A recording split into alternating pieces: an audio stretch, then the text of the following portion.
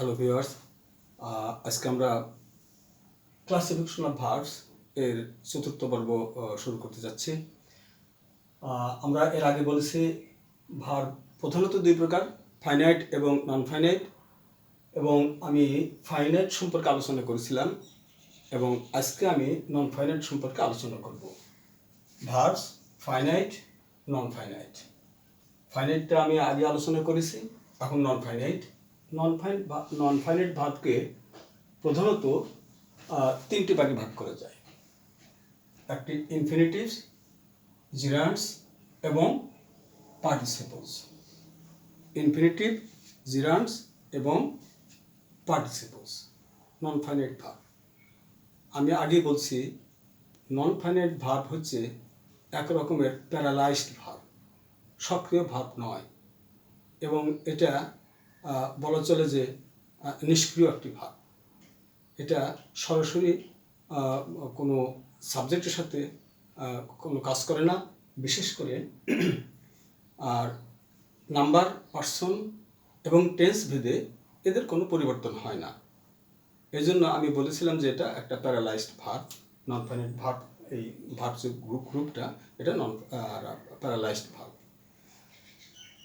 তো non finite verb এটা যেহেতু নাম্বার, পার্সন এবং টেন্স অনুসারে পরিবর্তিত হয় না, এই জন্যেই এদেরকে বলা হয় নন ফাইনাইট ভার্ব। আমরা প্রথমেই দেখছি তিন শ্রেণীর মধ্যে প্রথমে আসে ইনফিনিটিভস। ইনফিনিটিভসটা হচ্ছে, আমরা তাকে ইনফিনিটিভ বলবো যে ভার্বের বেস ফর্মের পূর্বে টু বসে। ভার্বের বেস ফর্মের পূর্বে টু বসলেই সেটাকে আমরা বলবো ইনফিনিটিভ। তো উদাহরণস্বরূপ দেখা যাচ্ছে যে টু গো,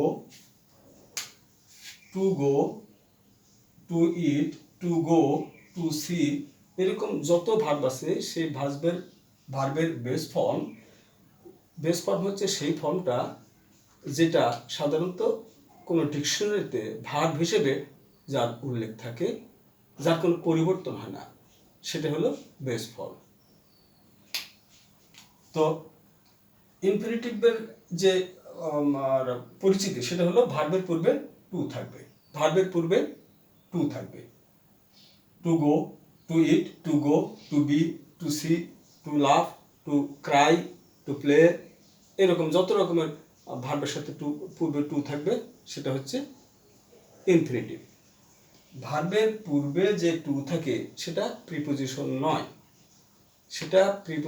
নয়, এটা হচ্ছে একটা ইনফিনিটিভ মার্কার, অর্থাৎ ইনফিনিটিভ তৈরি করতে টু এর দরকার হয়।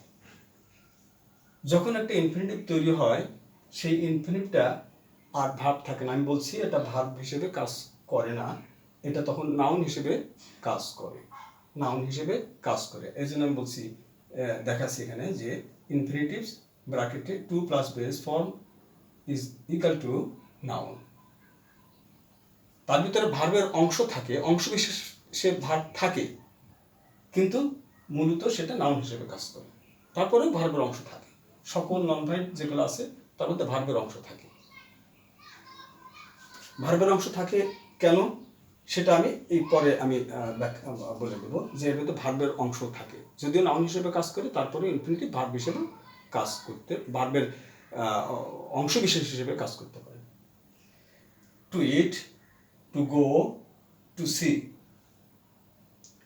উদাহরণ, এটা যেহেতু নাউন হিসেবে কাজ করে, সুতরাং তা একটি সাবজেক্টের জায়গায় বসতে পারে, সাবজেক্ট হতে পারে, বাক্যের সাবজেক্ট হতে পারে। যেমন টু আর ইজ হিউম্যান, এখানে সাবজেক্ট। টু টক মাস, অধিক কথা বলা, to talk much is bad, এটা প্রেডিকেট অংশ, দিস ইজ সাবজেক্ট। এটা এরকম আরো আছে। To play is a kind of exercise, এরকম ভাবে অনেক উদাহরণ দেওয়া যাবে। এরপরে আমরা আরো উদাহরণ দেখাচ্ছি। আই লাইক টু প্লে, এটা গেল সাবজেক্ট হিসেবে। এখন আই সাবজেক্ট, লাইক হচ্ছে ভার্ব, এইখানে আবার টু প্লে বসছে, ইনফিনিটিভ বসছে, এটা অবজেক্টের জায়গায় বসছে। সুতরাং এটা একটা অবজেক্ট হিসেবে কাজ করতেছে, এই ইনফিনিটিভটা একটা অবজেক্ট হিসেবে কাজ করতেছে। অনুরূপভাবে he likes to play cricket, এই উদাহরণটা আরেকটা অতিরিক্ত অংশ আমি জুড়ে দিছি, এই ক্রিকেটটা। আমি এর আগে বলছি যদিও ইনফিনিটিভ নাউন হিসেবে কাজ করে, তারপরেও এটা পুরো ভার্বের চরিত্রটা সে মানে বদলায় না, কিছু চরিত্র তার ভিতরে ভার্বের থাকে, অংশবিশেষ থাকে, অংশবিশেষ পরিপূর্ণ নয়, অংশবিশেষ ভার্বের ইয়া থাকে, চরিত্র থাকে। সেটা হলো হি সাবজেক্ট, ভার্ব হচ্ছে লাগা likes, he likes to play, এখানে আমি বলছিলাম to play, this is object position আছে, এই ভার্বের অবজেক্ট। তারপরে আবার একটা ক্রিকেট যুক্ত হয়েছে। এই ক্রিকেটটা এখানে আমরা যে বাংলা করি he likes to play cricket, say cricket খেলতে পছন্দ করে। তাহলে কি খেলতে পছন্দ করে, কি দ্বারা যদি খেলা প্লেকে প্রশ্ন করা হয় কি খেলতে পছন্দ করে, ক্রিকেট উত্তর আসে। সুতরাং এই অবজেক্টটা হচ্ছে এই ইনফিনিটিভের অবজেক্ট, এই ইনফিনিটিভের অবজেক্ট। এটা কিন্তু এই বাক্যের যে ভার্ব আছে সেই ভার্বের অবজেক্ট নয়, এটা এই বাক্যের ভার্বের অবজেক্ট নয়, এটা বাদ দিলে বাক্য হয়ে যাচ্ছে। কাজেই এই ক্রিকেটটা হচ্ছে ইনফিনিটিভের ক্রিকেট। যেমন হাসান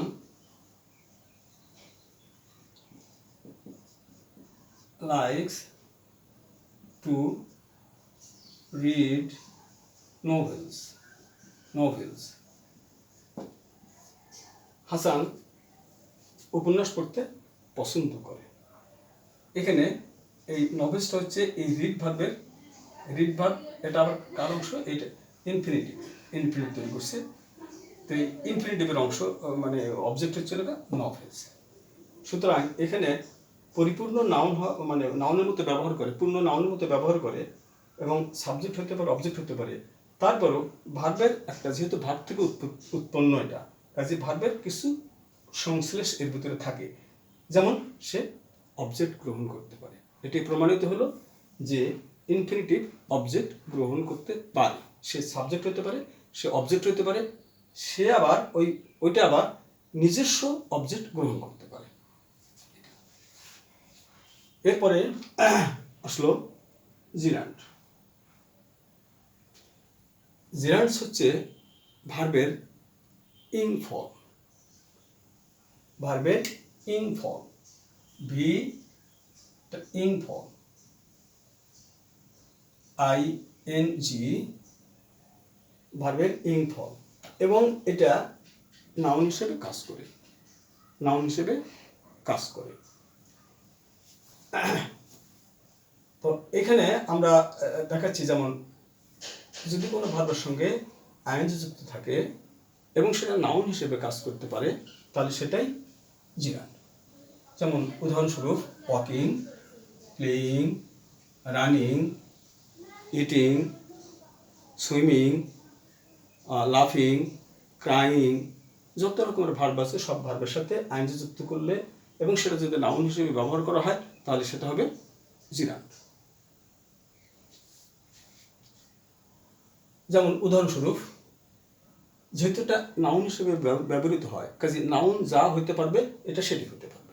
যেমন নাউন সাবজেক্ট হতে পারে, সুতরাং এখানে ওয়াকিং ইজ অ্যান এক্সারসাইজ, এটা হচ্ছে সাবজেক্ট, এই জায়গাটা লাগে সাবজেক্ট, তারপর verb is an exercise,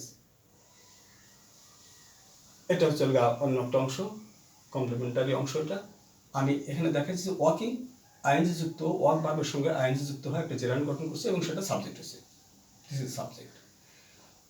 reading books is a good habit, reading books, আমরা যদি খালি বলতাম reading is a good habit, ওটাও হতো, সেটাও হতো, কিন্তু যেহেতু এই জিরান্ডটা একটা ভার্ব থেকে উৎপন্ন, সেটা নাউন হলেও তার ভিতরে ভার্বের আংশিক বৈশিষ্ট্য থাকে।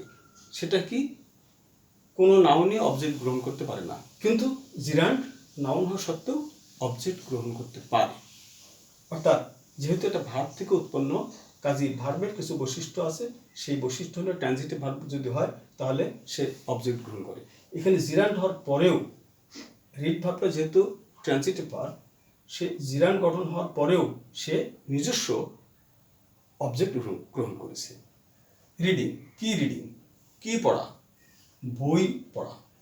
রিডিং বুকস, এটা হচ্ছে একটা জিরান্ড, এবং এই জিরান্ডটা এর নিজস্ব যে অবজেক্ট সেটা গ্রহণ করছে বুকস। রিডিং বুকস, এই গোটালটা মিলে এই পর্যন্ত subject. Reading books is a good habit. এটা হচ্ছে একটা জিরান্ডের নাউন হিসেবে এবং সাবজেক্ট হিসেবে ব্যবহার। এরপরে যেহেতু এটা জিরান্ড বলছি is equal to noun, so it can be used as object of the verb. এখানে I like shopping, I subject, like হচ্ছে ভার্ব, যেহেতু ট্রানজিটিভ ভার্ব তারপরে একটা জিরান্ড বসেছে শপিং, কেনাকাটা করা। আই লাইক শপিং, আমি শপিং করতে পছন্দ করি। কি করতে পছন্দ করি? আমি কি করতে পছন্দ করি? এই লাইক ভার্বটাকে প্রশ্ন করলে উত্তর আসবে কেনাকাটা করতে, বাজার করতে। আই লাইক শপিং, এই শপিংটা এই ভার্বের অবজেক্ট হিসেবে কাজ করছে। তার মানে এখানে সাবজেক্ট হিসেবে ব্যবহৃত হলো, অবজেক্ট হিসেবে ব্যবহৃত হলো। হি স্টপড রিডিং, সে কি করলো? হি স্টপড রিডিং, সে পড়া বন্ধ করে দিল। এই যে সাবজেক্ট, এটা হি হলো সাবজেক্ট, স্টপড হচ্ছে ভার্ব, এবং এই রিডিংটা হচ্ছে স্টপ ভার্বের অবজেক্ট। কি বন্ধ করলো? কি দা প্রশ্ন করলে এই ভার্বটা এই বাক্যের ভিতরে হি স্টপ, এই স্টপ ভার্বের অবজেক্ট হচ্ছে রিডিং। কারণ স্টপ ভার্বকে যদি কি দ্বারা প্রশ্ন করা যায় তাহলে উত্তর আসবে পড়া। কি বন্ধ করলো? পড়া হচ্ছে এখানে অবজেক্ট। এটা হচ্ছে রিডিং, এবং এটা একটা জিরান্ড, এটা একটা পিওর নাউন নয়, এটা একটা জিরান্ড। কারণ এটা it is derived from verb থেকে এটা উৎপন্ন হয়েছে, এবং সেটা এই জিরান্ডটা অবজেক্ট হিসেবে ব্যবহৃত হতে পারে, সেটা এখানে দেখানো হলো। সাবজেক্ট হিসেবে ব্যবহার হলো, আবার অবজেক্ট হিসেবে ব্যবহৃত হলো। দে ফিনিশড ওয়ার্কিং, দে হচ্ছে সাবজেক্ট, ফিনিশড হচ্ছে ভার্ব, এবং ওয়ার্কিং হচ্ছে এখানে অবজেক্ট। ফিনিশ একটি ট্রান্সিটিভ ভার্ব, কি শেষ করলো? কাজ করা। সো এখানে ওয়ার্কিং একটা অবজেক্ট, আর ওয়ার্কিংটা কি? ওয়ার্কের সঙ্গে আইনযুক্ত একটি gerund, inform. She could not help লাফিং, এখানে সাবজেক্ট হচ্ছে এটা হচ্ছে ভার্ব ফ্রেজ, এবং এটার যে মূল ভাবটা হচ্ছে হেল্প, মূল ভাবটা, এবং এর পরিবর্তে লাফিং, লাফ এর সঙ্গে ইং যুক্ত হয় লাফিং। সে না হাসে পারল না। শি কুড নট হেল্প লাফিং, সে না হাসিয়া পারল না। এরকম ক্ষেত্রে আর এই হেল্পের পরে হেল্প একটা ট্রান্সিটিভ ভার্ব, তারপরে একটা নাউন হিসেবে জিরান্ড বসেছে। এই হচ্ছে জিরান্ডের সাবজেক্ট এবং অবজেক্ট হিসেবে ব্যবহার। আমরা দেখলাম ইনফিনিটিভও সাবজেক্ট হতে পারে, অবজেক্ট হতে পারে, জিরান্ডও সাবজেক্ট হতে পারে, অবজেক্ট হতে পারে। তবে কিছু কিছু ভার্ব আছে যেগুলো ভার্বের ক্ষেত্রে সাধারণত জিরান্ড বসে থাকে। যেমন তার মধ্যে আমি বলছি, যেমন স্টপ, ফিনিশ, সাজেস্ট, এই সমস্ত ভার্বের সাথে সবসময় সাধারণত জিরান্ড বসে থাকে, অবজেক্ট হিসেবে জিরান্ড বসে থাকে, নাউন গ্রহণ করে, ইং ফর্ম গ্রহণ করে। এরপরে আসলো participle. Number 1, infinitives non finite ভার্বের 3টি ক্যাটাগরির মধ্যে ইনফিনিটিভস, 2 নম্বর হচ্ছে লগা অক্সিলারিস, 3 নম্বর হচ্ছে পার্টিসিপলস। ইনফিনিটিভস নাউন হিসেবে ব্যবহৃত হয়, হতে পারে সাবজেক্ট হতে পারে, অবজেক্ট হতে পারে। জিরান্স এটা নাউন হিসেবে ব্যবহৃত হয় এবং সাবজেক্ট হতে পারে, অবজেক্ট হতে পারে, ঠিক যেমনটা কোনো নাউন পারে। এরপরে পার্টিসিপল। পার্টিসিপলসগুলা আইনস ইং ফর্ম, ওটাও ইং ফর্ম, ওটাও একটা ইং ফর্ম, এটাও একটা ইং ফর্ম। এই সাফিক্স ইং যুক্ত হয়েছে ভার্বের সাথে, যুক্ত করে এটাকে এই জিরান্ডের একই রূপ, কোনো পরিবর্তন নাই, মর্ফোলজিক্যালি তাদের কোনো পরিবর্তন নেই, চেহারা একই, কিন্তু তাদের ব্যবহার ভিন্ন এবং অর্থ ভিন্ন হয়ে যায়। এটা যেমন নাউন হিসেবে ব্যবহৃত হয়, কিন্তু পার্টিসিপলটা অ্যাডজেক্টিভ হিসেবে ব্যবহৃত হয়। এটা একটা অ্যাডজেক্টিভ। এই পার্টিসিপলটা আবার 3 প্রকার আছে। এটা ফ্রেজ হিসেবে, ফ্রেজাল পার্সপেক্টিভে এটা 3 প্রকার আছে। যেমন present participle, past participle, perfect participle. Present form, past form, perfect form, এই 3টা আছে। তো প্রেজেন্ট পার্টিসিপলটা ইং যুক্ত হয়। পার্টিসিপলে আরেকটা হতে পারে কি, ইডি যুক্ত হতে পারে, ইডি বা ডি, এটা লেখা হয়নি, বা ইএন যুক্ত হতে পারে, এটা হতে পারে। তো পার্টিসিপলটা যেটা প্রেজেন্ট পার্টিসিপল সেটার সঙ্গে আইন যুক্ত হয়। পাস্ট পার্টিসিপলটা ডি, এখানে লেখা দেওয়া আছে, ডি, ইডি বা ইএন যুক্ত হয়। মূলত এই 3টা, তাছাড়া এর পরেও অন্য সাবজেক্ট হয়, অন্য সাফিক্স যুক্ত হতে পারে। বিশেষ করে যদি রেগুলার ভার্ব হয় সেই ক্ষেত্রে এটা চলবে, ইরেগুলার ভার্বে কিন্তু এটা আর চলবে না। সেখানে বানানগত পরিবর্তনের দ্বারা পাস্ট পার্টিসিপল ফর্ম তৈরি করা হয় এবং সেগুলা একটা অনন্য ধরনের হয়, ইউনিক টাইপের, এক একটা হয়ে থাকে। তো আরেকটা হচ্ছে লগা পারফেক্ট। পারফেক্টটা হচ্ছে কি, পাস্ট পার্টিসিপল ফর্ম যেটা, এই পাস্ট পার্টিসিপল ফর্মের পূর্বে হ্যাভিং যুক্ত করতে হয়। এটি পাস্ট পার্টিসিপল ফর্মের পূর্বে হ্যাভিং যুক্ত করলে সেটা পারফেক্ট পার্টিসিপল হওয়া যায়। প্রেজেন্ট পার্টিসিপল ইং যুক্ত, পাস্ট পার্টিসিপল ডি অথবা ইডি অথবা ইএন যুক্ত, এবং পারফেক্ট পার্টিসিপল হ্যাভিং যোগ এই পাস্ট পার্টিসিপল ফর্ম, এইটা। তো আমরা এখানে লক্ষ্য করতেছি যে এখানে প্রেজেন্ট পার্টিসিপলে ইং যুক্ত হয়, যেমন eating, going, playing, running, walking, jogging, বিভিন্ন রকমের যত আছে সবগুলোর সঙ্গে আর আইন যুক্ত করলে সেটা প্রেজেন্ট পার্টিসিপল হয়। এবং প্রেজেন্ট পার্টিসিপল টেন্স গঠনে, কন্টিনিউয়াস টেন্স গঠনে সহায়তা করে। পাশাপাশি যেহেতু অ্যাডজেক্টিভ কোনো নাউনকে কোয়ালিফাই করার জন্য তার পূর্বে বসে থাকে, যেমন পূর্বে বসে কোয়ালিফাই করে, যেমন flying bird, flying bird, crying baby, crying baby, এভাবে রানিং বাস। অর্থাৎ যাকে কোয়ালিফাই করবে, মডিফাই করবে, তার পূর্বে এটা যেহেতু অ্যাডজেক্টিভ, ঠিক অ্যাডজেক্টিভ যায় সে জায়গায় এসে বসবে। যেমন এই যে flying bird, black bird, black bird, এই যে ব্ল্যাকটা যেমন অ্যাডজেক্টিভ নাউনের পূর্বে বসছে, ঠিক তেমনি এই ব্ল্যাকের স্থলে আবার ফ্লাইং বসে দিলেন, এটা একটা অ্যাডজেক্টিভ হিসেবে কাজ করে, বার্ড থেকে থাকলো। ফ্লাইং বার্ড, উড়ন্ত, উড়ন্ত, চলন্ত, এরকম শব্দগুলো সাধারণত পার্টিসিপলের বাংলাতে চিহ্ন। উড়ন্ত, চলন্ত, বা উড়িতেছে এমন, চলিতেছে এমন, হাঁটিতেছে এমন, এরকম। রানিং বয়, ওয়াকিং ম্যান, ইত্যাদি ইত্যাদি হতে পারে আর কি। আর এটা টেন্স গঠনের সহায়তা করে, যে সকল কন্টিনিউয়াস টেন্স অর্থাৎ সকল প্রোগ্রেসিভ টেন্স গঠন করতে গেলে তখন এম, ইজ, আর, ওয়াজ, আর এইগুলা বা হ্যাজ বিন, হ্যাভ বিন, এগুলোর সাথে এই প্রেজেন্ট পার্টিসিপল ফর্মটা বসে। পাস্ট পার্টিসিপলটা এটা হলো প্রেজেন্ট পার্টিসিপল, পাস্ট পার্টিসিপল এবং পারফেক্ট পার্টিসিপল। এই পাস্ট পার্টিসিপলটা যেটা, সেটা ভয়েস করতে এবং পারফেক্ট টেন্স গঠনের সময় এটা দরকার হয়ে থাকে।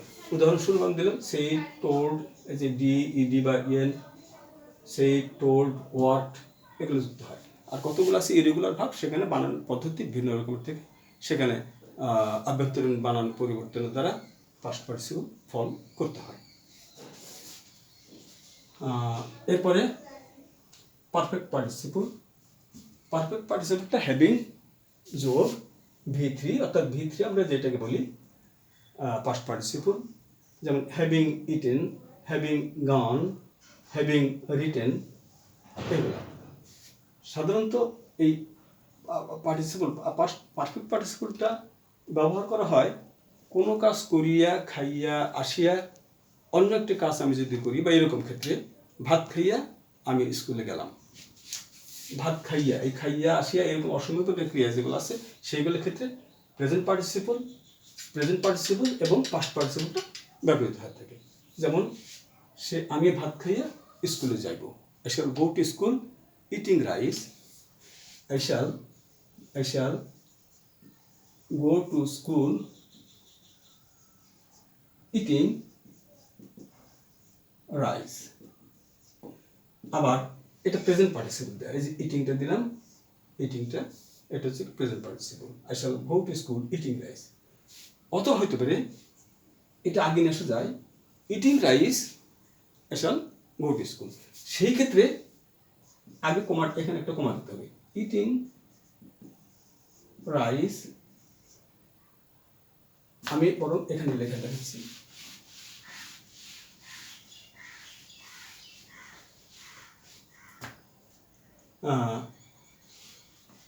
এখানে দেখাচ্ছি, যেমন আমি ভাত খাই স্কুলে যাব, তাহলে I shall go to school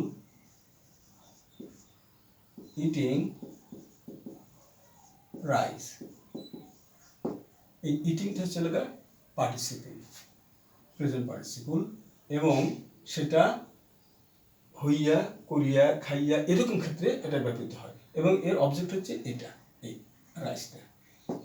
আমি ভাত খাইয়া স্কুলে যাবো, ইটিং রাইস, এইটুকুর অংশ হচ্ছে খাইয়া, ভাত খাইয়া, বা ভাত খেয়ে, ভাত খাইয়া বা ভাত খেয়ে। আমরা অনেক সময় এরকম কথা বলি, ভাত খেয়ে এটা করব, আমি লিখে, কবিতাটা লিখে আমি এই কাজ করব, এটা করে আমি গোসল করে ভাত খাবো, বা গোসল করে বাজারে যাব, কাপড় পরে স্কুলে যাব, কাপড় পরে স্কুলে যাব।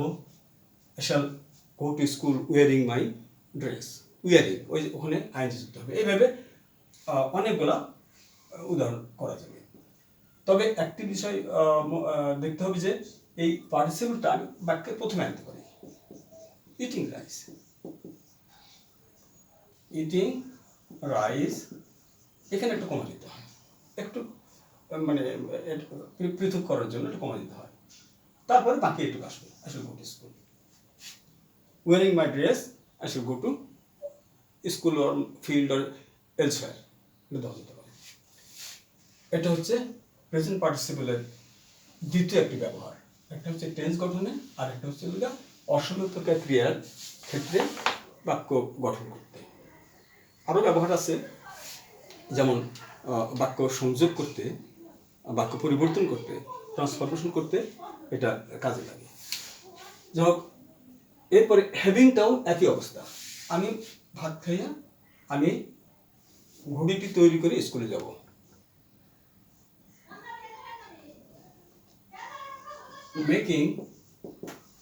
making the kite, I shall বা I will দেওয়া যাবে, দুটো দেওয়া যাবে, I will go to school। আবার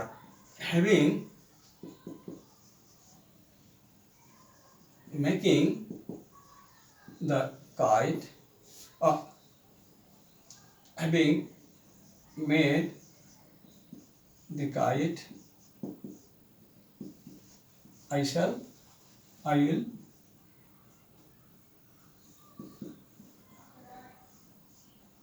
ওইটা আসবে go to school। Having made the kite I will go to school. এই দুইটা ফর্মে করা যাবে। এখন সমস্যা হলো যে আমি কোনটা ব্যবহার করব।